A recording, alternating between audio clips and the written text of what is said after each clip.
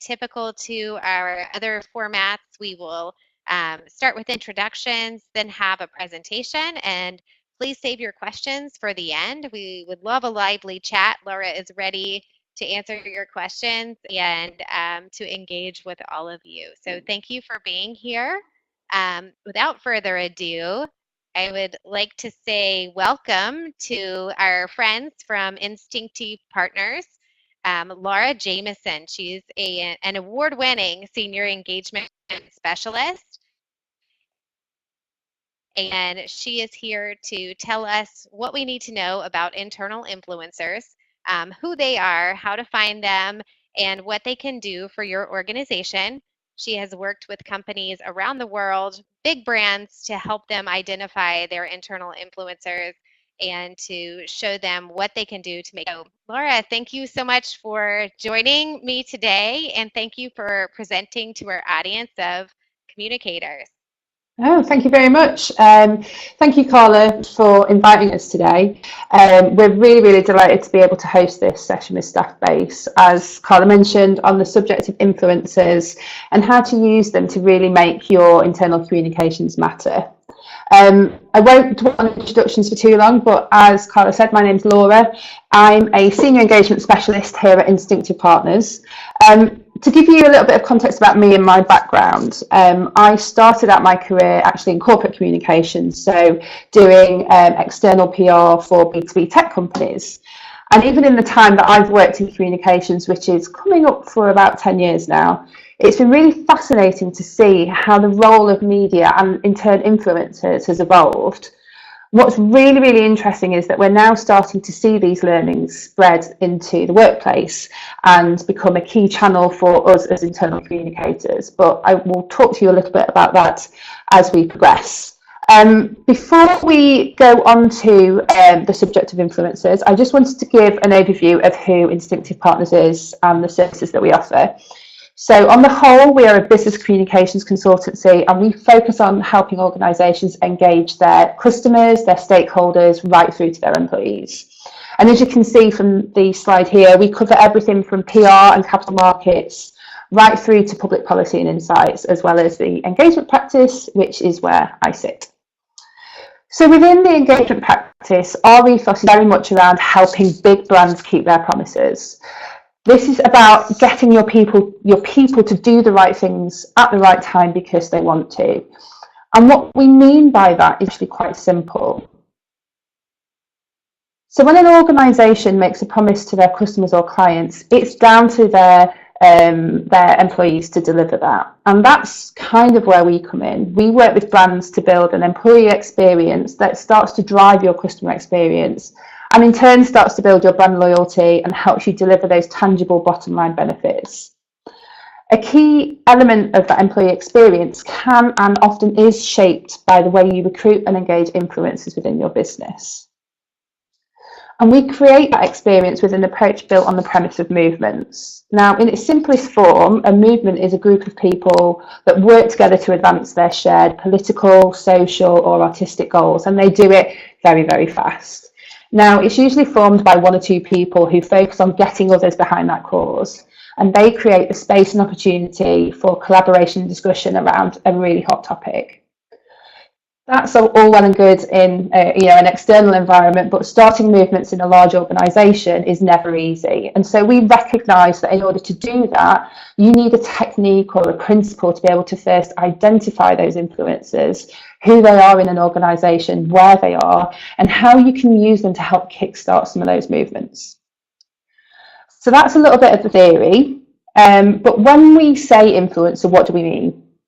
And I think more importantly, how does that differ from some more of the traditionally used champions or brand ambassadors that we see used on a day-to-day basis? So champions and ambassadors are often self-selected and nominated, whereas influencers are peer nominated, which is why they have this gravitas to spark movements and start to drive change more efficiently. For the most part, champions and ambassadors tend to be the most high-performing individuals within an organisation, whereas your influencers can and sometimes do include unengaged employees, potentially disruptive employees and cynics. But essentially, they are people that have a really strong voice and they have an ear to the ground and really can help you drive change. And by listening to them and using them as a sounding board for your programs or a test case for potential engagement programs, you can really tap into their knowledge and surface any potential issues or barriers for success really, really quickly. And finally, influencer networks aren't necessarily official. So we tend to see champion ambassador programs launched with a big fanfare. They wear their champion badge almost as like a medal of honor, but the influencer network tends to operate slightly under the radar, and it's a much more subtle tool to use to really start to get under the skin of certain campaigns. So why do we think influencers are important in an organization? I mentioned before that one of the principles that we have talked about, and also that I've certainly seen in my career, is how the role of influencers in the external media has dramatically changed. Influencers can have a really, really profound impact on a campaign, and for many brands, influencers are now a key tool in any marketing armory. So a few facts and figures for you. In 2017, brands spent $1 billion on influencer marketing on Instagram alone, and this is expected to have doubled by 2019. And if we look at our top 10 influencers on Instagram, so the people that we have on screen here, their combined reach is over 1.1 billion followers, and collectively they can earn $6.8 million for a single post. So that, their reach in this sort of environment is absolutely phenomenal. And we're starting to see agency landscapes change to really harness that. So agencies exist solely to match brands to influencers that will help them reach their key demographics. And that was certainly something that didn't happen 5 or 10 years ago. So it's a really, really growing phenomenon, a growing trend, and we certainly expect to see it continue to rise. But when it comes to internal communications, in the absence of an agency or a platform such as Instagram that can help you identify your company's version of Kylie Jenner, how can we find them and how can we engage them in the right way? So we tend to use a principle called snowball sampling, and snowball sampling is based on the idea of crowdsourcing. So how do you find those people, those influencers within an organization that can help build groundswell and help really get that reach throughout your organization? It's actually, snowball sampling itself is actually a technique that was developed by McKinsey. For those of you that don't know it, it was a program that was used to engage sex workers around health education in San Francisco. So this was a traditional group that was reluctant to participate in any surveys or engage with authority figures. And rather than try to engage the whole community with blanket marketing, the technique that used was ask people to instead identify friends and people within their networks to take part in a short survey. And what they found was that the same names came up time and time again, indicating that these individuals were really highly connected across the community and they were the real audience for communication. And if they could reach those people, 50 to 100 people that connected to the rest of the community, they found that this method created much, much more positive change in a shorter period of time. And that is a principle that you can apply in a corporate environment. You can get your people to answer a couple of simple questions. So who in their network do they trust? Who do they look up to or aspire to? And who would they go to if they had a question? And as the names are put forward, you will find that certain names appear more frequently, and those people are your influencers within your business. And this group can be used in a number of different ways. They can be used to focus on driving an agenda forward, regardless of what that may be. As I mentioned previously, they can be a test ground for an approach, and they can be really, really influential and be perceived differently than a champions network within your organisation, and really start to have that effect behind the scenes. So finding them alone is not enough. Once you know who your influencers are, how do you engage them and how do you bring them together and unite them behind a common cause? Now, I often find that the best way to demonstrate the theory is to show it in practice. So what we want to do now is talk you through just a few examples that we have on how we've helped some of our clients recruit and empower their influencers to support on a wide range of campaigns. So our first example looks at a global pharmaceutical company with over 20,000 employees worldwide. The UK arm of this company focuses on R&D and innovation and has teams based across a number of key sites, making engagement and connectivity quite difficult. And this was then reflected in quite low engagement scores across their employee engagement survey. And they came to us with a very clear ambition. They wanted to be listed as a Sunday Times best place to work by 2019. Now, to help them achieve this vision, the business had already created a strategy and a programme which was called Connect, which was aimed at helping them create a better place to work. But the programme itself, along with a narrative and a visual identity, doesn't guarantee success for an internal campaign, especially when you're operating in an environment that's quite fragmented with notably low engagement. And what the business really needed to understand was what needed to change to make the principles behind the Connect programme become a reality. So we worked with them to launch a recruitment campaign for their connectors. This was an influencer network from all levels of the business who could help deliver the Connect programme. And through a very visual recruitment campaign, we received over 230 nominations, took forward just over 100 to form our connector community. And this was a group whose responsibility was to help us drive forward the delivery of the Connect programme. And through this peer-nominated recruitment programme, these individuals were selected on their ability to energise teams, get things done, solve problems, or just generally be a good communicator. Once they were recruited, these connectors helped us build a community that were involved in rolling out the programme alongside their senior leaders. So they were actively involved in communicating it to other colleagues across the business. They helped us develop and drive the Connect strategy. So they were really empowered to shape it as they saw fit. And we also used them as our ears on the ground. So we helped to establish a two-way dialogue. The connectors were able to feed back opinions from their local teams so that the programme itself really did reflect a cross-section of employees. Another example to show you is some work that we did with one of the largest insurers in the UK. These guys have around 10,000 employees across, again, a number of very, very disparate sites. And this company has a very clear ambition to become a true partner to its customers, and that intention also extends to its people. So they really needed a way for their people's voices to be heard and feel more involved in the company-wide strategy. And so we worked with them again to identify and establish their influencers group, a group of credible people across the business who were well respected, influential, who role modelled certain values and could represent the views of their wider employee base.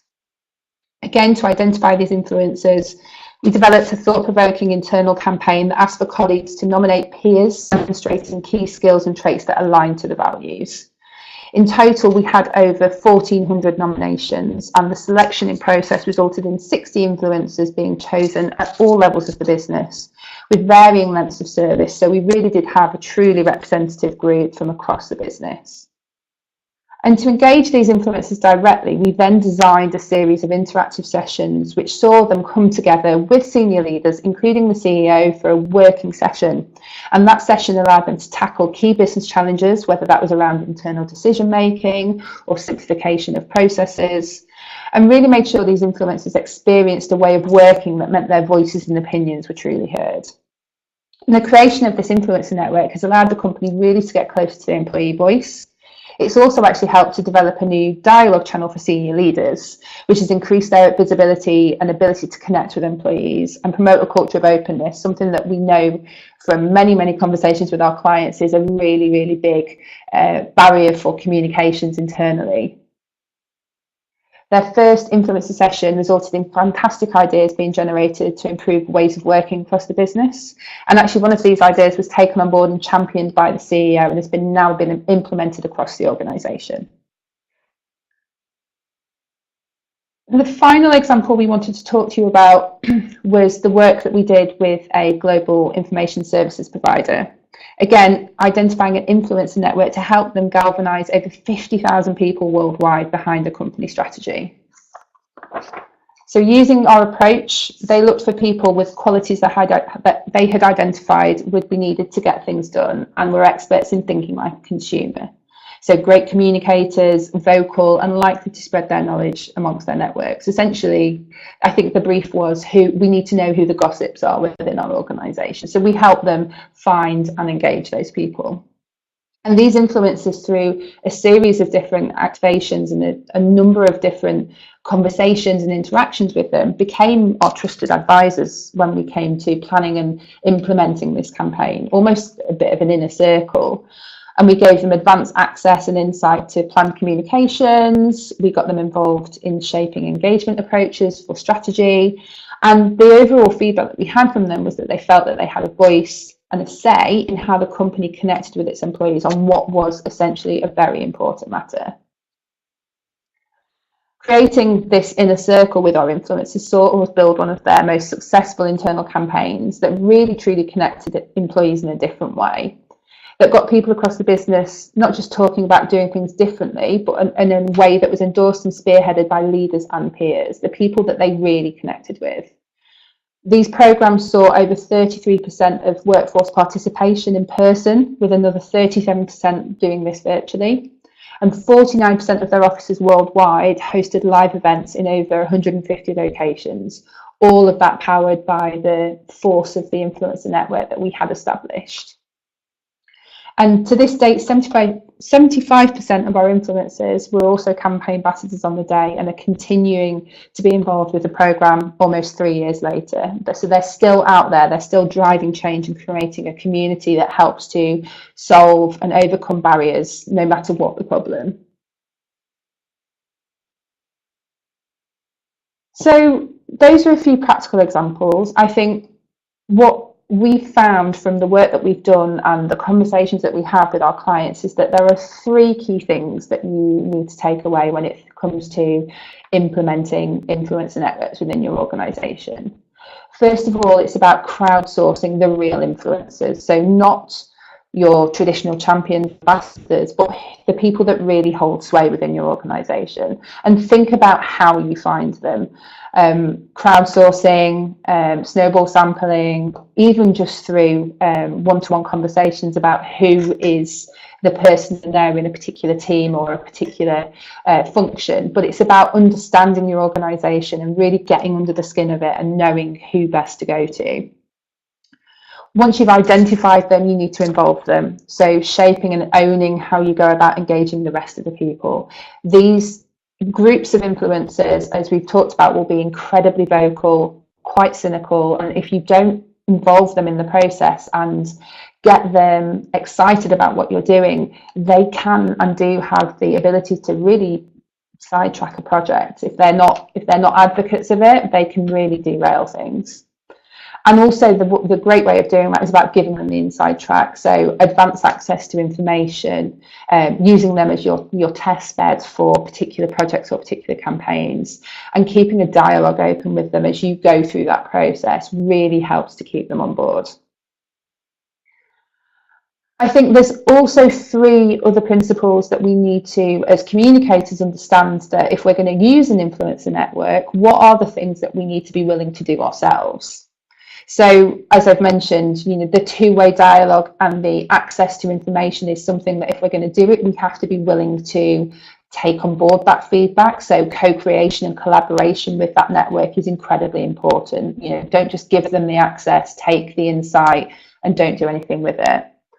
Being open and honest with them, and also being prepared to hear that openness and honesty back.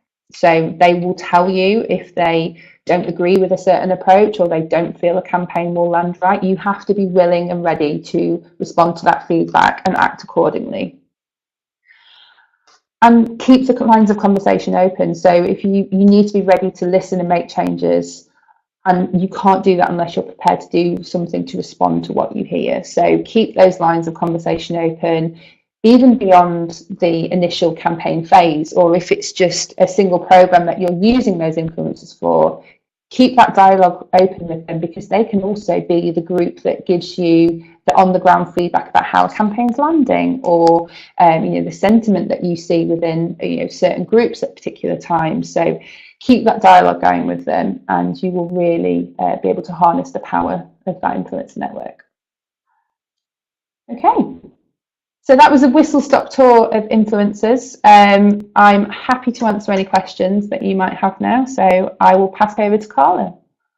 Thank you. Thank you, Lara. I think that was very insightful as far as the role that internal influencers can play. And also, I found it interesting the difference between the champions or brand ambassadors or advocates or whatever you call them versus internal influencers, and just showing that, because I think that those terms are used kind of in conjunction sometime, but it's really interesting to see how their roles are different.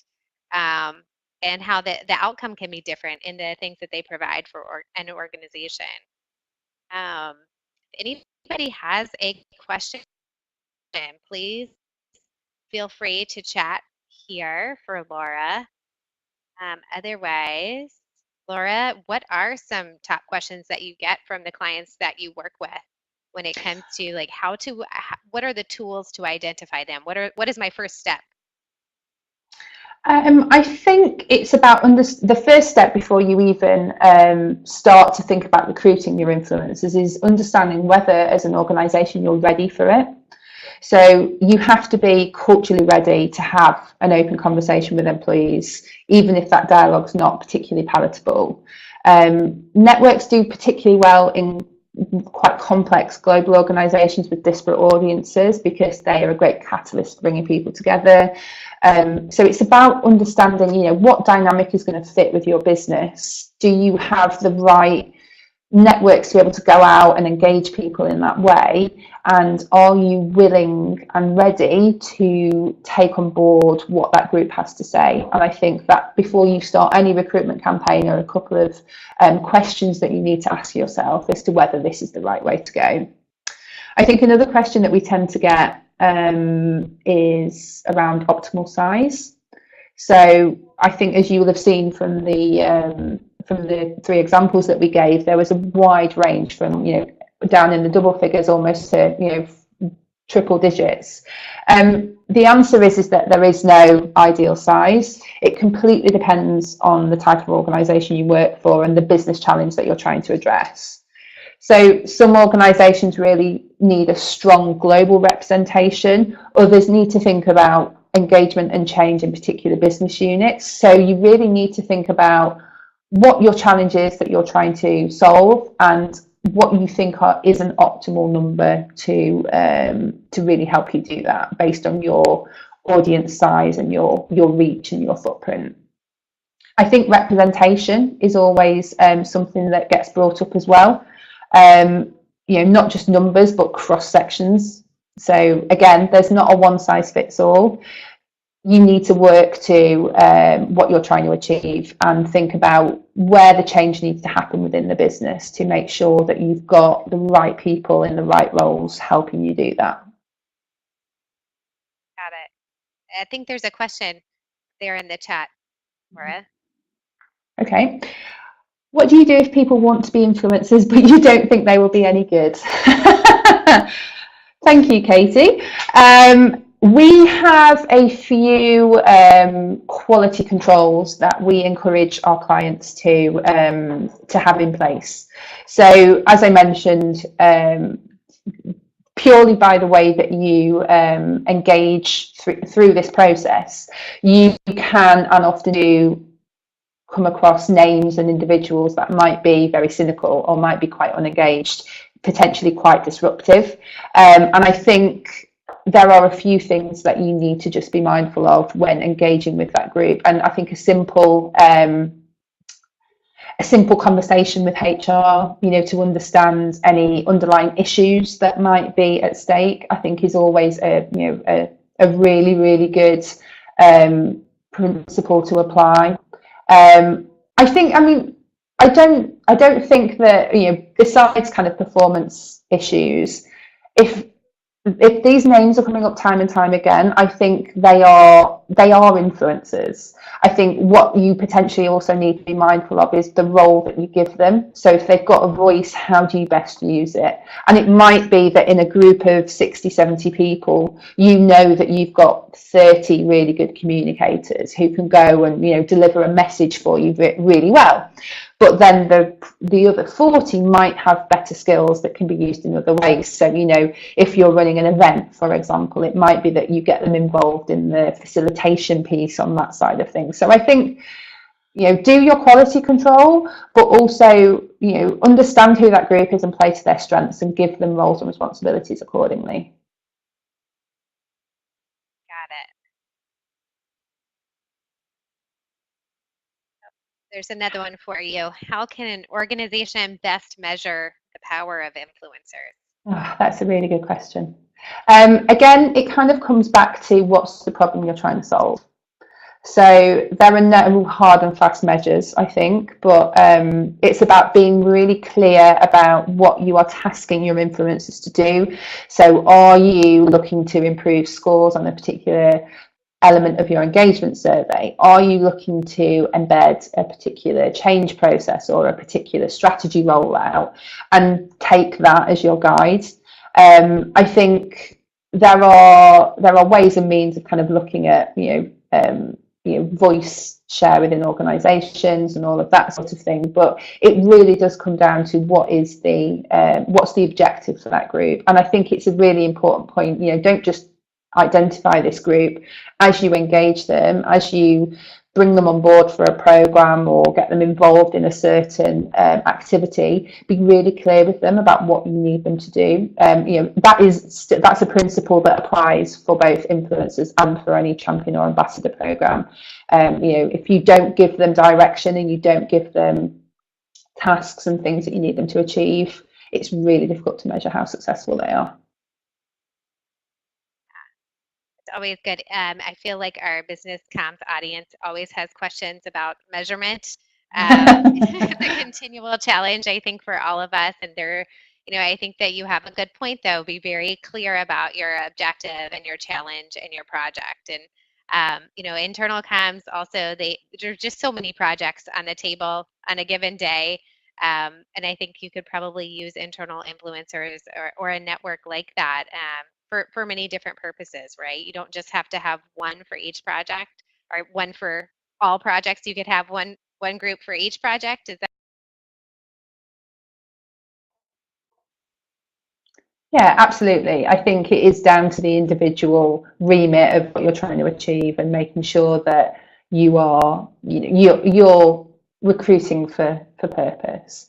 I think another kind of watch out when it comes to building these networks is about once you've engaged them and you've kind of given them their objective and they've delivered on their objective, don't just become another communications channel, because very often when you start to see momentum and success as a result of engaging an influence population, you can so easily start to take that next step and use them as a communications channel if you don't continue to engage them in the right way. So, they just become another means of pushing out your latest news update or your latest program update, and that completely defeats the object, because they're not a mouthpiece. They're influencers, and they're influencers for a reason. So keep them engaged, keep using them in the right way, and they will continue to help you succeed on whatever it is that you try and do. Cool. Keep them happy and listen, right? It's got to go like the two-way street you talked about. Exactly. Yeah. That's awesome. If anybody here is using an internal influencers network, I would love it if you could chat here and maybe even just share any stories about how that has worked for you and your organization. Um, Otherwise, are there any other questions before we wrap up here?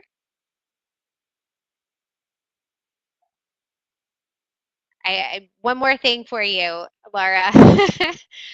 Internal communicators specifically, I think a lot of times when they come to us at Staffbase, they're looking for solutions during times of change. With all of your clients, have you seen, during periods of heavy growth or other types of change, have you seen internal influencers make a real difference, and how does that work? Yeah, I mean, 9 times out of 10, when we work with clients to build influencer networks, it's because they're going through those changes, or they have a real business objective that they are trying to achieve. So the global information services provider that I referred to, they were completely revamping their entire business strategy, and that network of influencers, as I mentioned, helped turn it into one of their most successful internal campaigns. It's something that they now, they continue to do on a regular basis, because that network of people really helped land that, that campaign or that strategy within the business. So I think if I'm being honest, I think if you're going through some heavy period of change, I think it's very, very wise to look at building an influencer network and having them as part of your armory to deliver that successfully. Great. Thank you for your insights. It has been wonderful to hear, and like you said, Laura, it's such a trendy topic. I know you have been working with clients with internal influencers for a couple of years, and you've seen an increase lately. And I feel like we also have heard about internal influencers and how you can use our employee app to locate those people and to use them as content contributors. And as a part of that, if you would like to see how that works, please sign up for a demo with us at staffbase.com/demo. And we can share with you sort of how that would work and walk you through step by step. I know, Laura, you mentioned just a couple of tactics to identify those influencers. There are some use cases and some stories and some functionality that we might show you during that demo that could help you with that effort, whatever your business objective is, whatever kind of change you're trying to make. And then Laura and her team at Instinctif Partners, she talked about all of the things that they do, engagement just being one of them, but really for any type of internal comm support. She has offered her email here and said that you could reach out directly if you have any other questions following this event too. So we're very thankful to have worked with you, Laura, and your team. You're doing awesome work across the board. And we hope that all of our participants today will join us again for another webinar. We are trying to do these webinars more often. We know some of you can join us real time. Others can watch the recording after. But here are some of our topics, like the internal influencers, humor in your internal comms, how to measure your internal comms to drive results and prove to leadership that the work that you do matters. So our next event is September the 19th, and we are going to be talking with a communicator who goes to organizations and gives them to show to their employers in their workplace, and shows them how to measure step by step each of their projects. So join us again September the 19th at 1 o'clock, and thank you very much for being here. Thank you very much, Laura. It has been a pleasure. Thank you, everyone. Okay. Bye, guys. Thank you so much.